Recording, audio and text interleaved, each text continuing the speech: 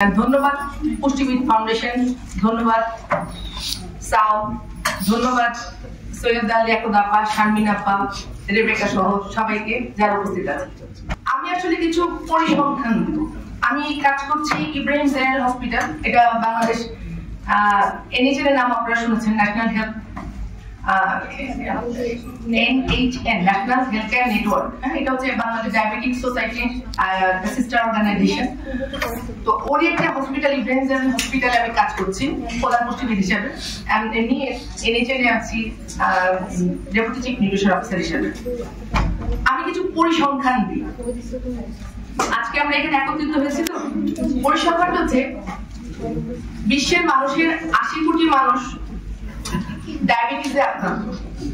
আমি ডায়াবেটিস নিয়ে কাজ করি, তো প্রথমে ডায়াবেটিস নিয়ে কথা বললাম। বিশ্বে 80 কোটি মানুষ ডায়াবেটিসে আক্রান্ত। যদি শতকরা হিসাবে বলি, শতকরা 100 জনের 10 জন মানুষেরই ডায়াবেটিস। বাংলাদেশের অবস্থাও টাইপ 2 ডায়াবেটিস। হ্যাঁ, তো বাংলাদেশে দেখা যাচ্ছে যে এটা বলা হচ্ছে যে প্রতি 10 জন মানুষের একজন ডায়াবেটিস। হ্যাঁ, তো প্রতি 10 জন মানুষের যদি একজন ডায়াবেটিস হয়, এটা কিন্তু ছোট বড় সবাইকে মিলে অ্যাডাল্ট হিসাবে হিসাব করলে এটা সংখ্যা কিন্তু আরো অনেক বেশি। আজকে যখন বলা হচ্ছে প্রতি 10 জন মানুষের একজন ডায়াবেটিস, এটা কিন্তু হিসাব করা মানে এরকম যে 100 জনে 10 জন, আগামী 2040-এ বলা হচ্ছে যে 100 জনে এটা সংখ্যা হয়ে যাবে 10-এর থেকে 8 জন। মানে সংখ্যা কি হারে বাড়বে, তাই না? ডায়াবেটিসের সংখ্যা কিন্তু বাড়ছে, ডে বাই ডে ডায়াবেটিসের সংখ্যা বাড়ছে। তাই আজকের আলোচনার বিষয় কিন্তু হৃদরোগ প্রতিরোধে ও প্রতিকারে খাদ্যাভ্যাসের ভূমিকা। আমি কেন ডায়াবেটিস নিয়ে শুরু করলাম? আমার কি ডায়াবেটিস নিয়ে শুরু করা উচিত হলো? আমি প্রশ্ন করছি। হ্যাঁ, উচিত হলো। হ্যাঁ, কেন উচিত হলো? ডায়াবেটিসের সাথে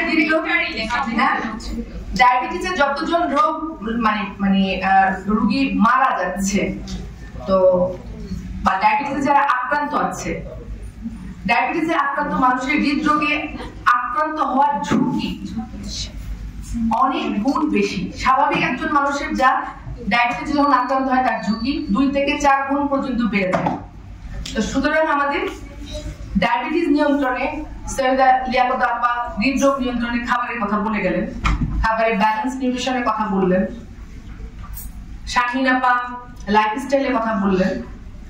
এখানে কোন একটা টিভি চ্যানেলের নাম জাহিদ, উনি বলে দিলেন যে আপা লাইফস্টাইলের সাথে হাসি খুশি জীবনযাপনের কথাটাও বলবেন।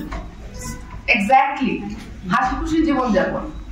প্রতিদিন 30 মিনিট হাঁটার কথা বলা হয়, তাই না? প্রতিদিন 30 মিনিট হাঁটলে অন্তত সপ্তাহে 150 মিনিট, মানে সপ্তাহে 5 দিন 30 মিনিট করে 150 মিনিট হাঁটলে আমাদের কার্ডিয়াক হেলথ ভালো থাকবে।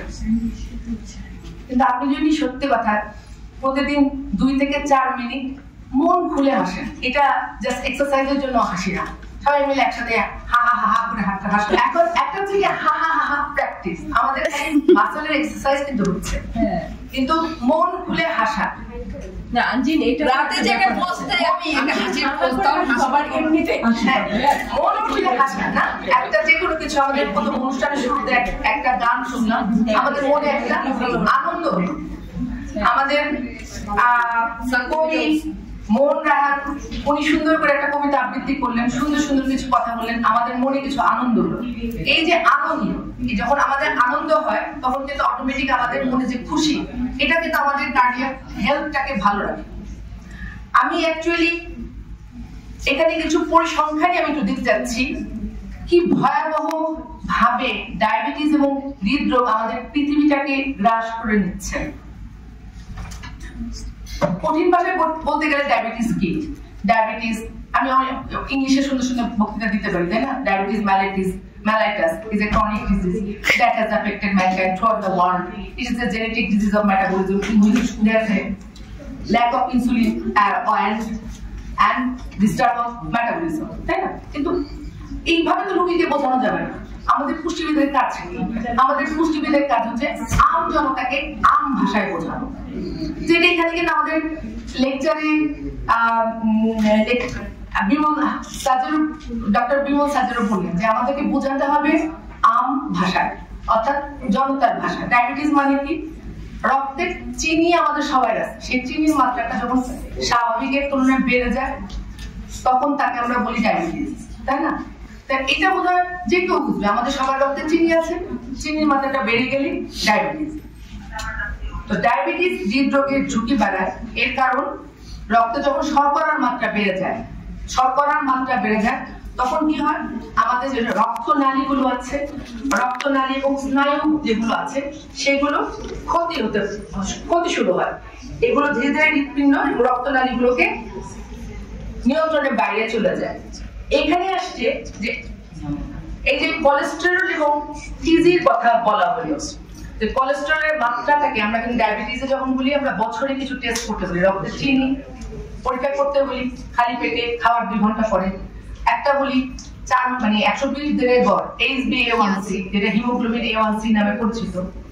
তারপরে আমরা কিন্তু সবাইকে প্রতি 6 মাসে একবার করে বলি লিপিড প্রোফাইলটা করতে বলি, আমরা কিন্তু তার প্রেসারটা নিয়মিত মাপতে বলি, আমরা কিন্তু বলি তাদের মাইক্রো অ্যালবুমিন লেভেলটা বছরে একবার হলো দেখতে, তার ওজন নিয়ন্ত্রণ। হ্যাঁ, তাহলে এই জিনিসগুলোর সাথে কিন্তু আমাদের কি হলো, লাইফস্টাইল সম্পর্কযুক্ত না? যখন লাইফস্টাইলের কথা আসে তখন কিন্তু খাবারের কথাটা চলে আসে। খাবার আমরা কখন খাবো, কিভাবে খাবো, কি পরিমাণে খাবো। হ্যাঁ, তো আমরা সবাই জন্মের পর থেকে কিন্তু মানুষ খাবার খেয়ে বড় হচ্ছে। তো খাবারের আমরা সকালবেলা ঘুম থেকে উঠে খেয়ে ফেললাম এক মুঠ। আমার কাছে আমি কিছু রোগীর উদাহরণ দিচ্ছি। গতকাল এক রোগী এসে বলতেছে, আপা আমি খুবই সচেতন ভাবে আমি খাবার খাই। ওনারা হাজবেন্ড ওয়াইফ দুজনে এসছেন। তো সচেতনতার নমুনা হচ্ছে ওনারা সকালবেলা ঘুমের থেকে উঠে প্রথমে বাদাম কিছু খায়, তারপর সকালে ব্রেকফাস্ট করে 1 গ্লাস দুধ, 1টা ডিম, এরপরে সারাদিনে যে কোনো একবার কিছুটা কার্বোহাইড্রেট খায়। আমরা কার্বোহাইড্রেট কিন্তু খাই না,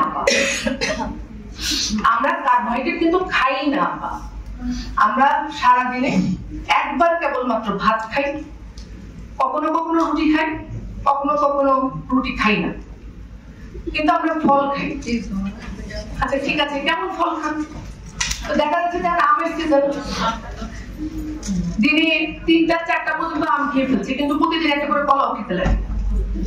এখন প্রশ্ন হলো, সকালবেলায় এই যে ব্রেকফাস্টে 1 গ্লাস দুধ আর 1টা ডিম খেলো, এইটা কি ব্যালেন্স ডায়েট হলো? এটা কি আমাদের হার্ট বা ডায়াবেটিস ফ্রেন্ডলি, বা যা ডায়াবেটিস এবং হার্টের কোনো সমস্যাও নাই সুস্থ মানুষ, তাদের জন্য একটা হেলদি ডায়েট হলো? জোরে হলো না। কেন সকালবেলা একটা এত সুন্দর একটা ডিম সিদ্ধ খাচ্ছে, দুধ খাচ্ছে, হচ্ছে না? কেন হচ্ছে না?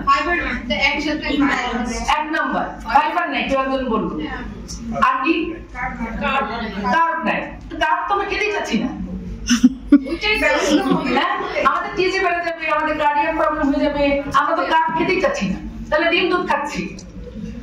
তো এখানে প্রশ্নটা হচ্ছে যে অ্যাকচুয়ালি সকালবেলা যদি খালি পেটে একটা সেদ্ধ ডিম খাওয়া হবে, হ্যাঁ আপনি কিছু বলতেছিলেন, রুটিনটা তো সেইভাবেই হবে। আমরা তো ফাস্টিং অবস্থায় থাকি, আমরা রাত্রিবেলা খাবার খাচ্ছি 8টা থেকে 9টার মধ্যে, এরপর সকালে ব্রেকফাস্ট আবার 8টা থেকে 9টার মধ্যে, 12 ঘন্টা ডিস্টার্ব না খেয়ে থাকার পর ফাস্টিং অবস্থায় যখন একটা সেদ্ধ ডিম খাচ্ছি, আমাদের পেটে কিন্তু ক্ষুধা, আমাদের কিন্তু নিড তখন খাবারের। তখন এই ডিম আর দুধ, এই প্রোটিনটা কি প্রোটিন হিসেবে বার্ন হবে না কার্বস হিসেবে বার্ন হবে? তাহলে কি হলো, আমাদের জিনিসটা ভুল হয়ে যাচ্ছে। মাঝখান থেকে কি হলো, ক্যাটাবলিজমে আমাদের খারাপ ধরনের জিনিসপত্রগুলো বেড়ে যাচ্ছে। আমাদের মাঝখান থেকে কিডনি সহ অন্যান্য জায়গার জটিলতা কিন্তু বাড়ছে। তো এই দিকটা আমাদের খেয়াল রাখাটা খুব দরকার, যে গুড নিউট্রিশন প্রয়োজন, ব্যালেন্স ডায়েট প্রয়োজন, প্রপার ডায়েট প্রয়োজন। এবং শুধু আবার এখন একটা ট্রেন্ড শুরু হয়েছে, সেই ট্রেন্ডটা হচ্ছে ইন্টারমিডিয়েট ফাস্টিং। আমাদের সবাই এখানে, কেউ হিন্দু, কেউ মুসলিম, কেউ খ্রিস্টান, কেউ বৌদ্ধ, প্রত্যেকের ধর্মে কিন্তু ফাস্টিং এর ব্যাপারটা আছে না? ফাস্টিং গুড, ফাস্টিং এর টাইম বেঁধে দেওয়া হয়েছে, আমাদের মুসলমানদের ফাস্টিং এর টাইম বেঁধে দিচ্ছে না যে আমরা বছরে একটা সময় আমরা ফাস্টিং করবো। তো প্রত্যেকটা ধর্মে কিন্তু এবার চিন্তা ভাবনা করে একটা ফাস্টিং একটা সময়সূচি একটা সময় দিয়ে দিয়েছে। এই ইন্টারমিডিয়েট ফাস্টিংটা কি কোনো ধর্মে কোনো কোথাও আছে? ধর্ম কিন্তু মানুষকে সামাজিক ভাবে ভালোভাবে সুস্থভাবে পরিবারের সাথে সুন্দরভাবে বেঁচে থাকার জন্য, তাই না? তো এই জিনিসগুলো মাথায় রেখে ডায়েট করতে হবে। আমি করোনার কালীন সময় অর্থাৎ 2020 সাল থেকে 2021 সাল 22 সালের মাঝামাঝি সময় একটা দেখলাম আমাদের হসপিটালে আসে ভর্তি পেশেন্টদের বা আউটডোরের পেশেন্টদের দেখা যাচ্ছিল এসজিপিটি লেভেলটা অনেক বেশি বেড়ে যাচ্ছে।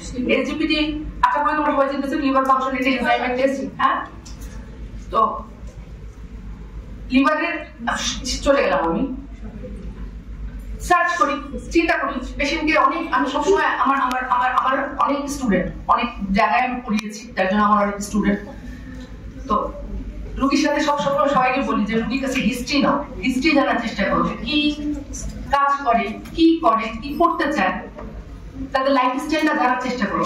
ডায়েট ছাপিয়ে দেওয়া যায়, কিন্তু রোগীকে বোঝাতে গেলে সবার আগে প্রয়োজন রোগীর সাথে কথোপকথন, রোগীর কাছে জানা, রোগীর লাইফ স্টাইল সম্পর্কে জানা, হ্যাঁ, রোগীর সাথে একটা আন্তরিক সম্পর্ক স্থাপন করা, যাতে আমার সামনে যে যিনি আছেন, রোগী বলছি না, সামনে যিনি আছেন তিনি যেন আমার কথাগুলো গ্রহণ করেন, তিনি যেন আমাকে আপন মনে করেন।